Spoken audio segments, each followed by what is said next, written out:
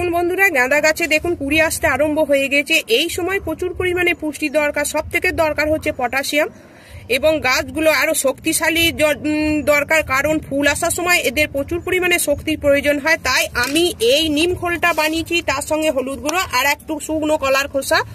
এইভাবে 15 থেকে 20 দিন অন্তর আপনারা এটা দেবেন। শুধুমাত্র লিকুইড খাবার দিলে হয় না, এইরকম আপনারা শুকনো খাবারও গাছের গোড়ায় দেবেন। গাছের গোড়া মাটি এইভাবে খুঁড়ে নেবেন, গাছের গোড়া যেন এটা যেন শুকনো থাকে তখনই দেবেন।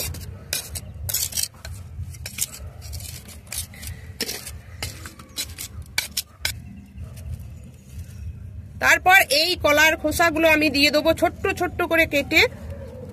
এটা ডাস্ট গুঁড়ো করেও আপনারা দিতে পারেন, শুকিয়ে যে ডাস্ট গুঁড়ো করে। তারপর আমি যেহেতু টপটা আমার এটা হচ্ছে 6 ইঞ্চি টপ, তাই এখানে আমি দেবো এইটা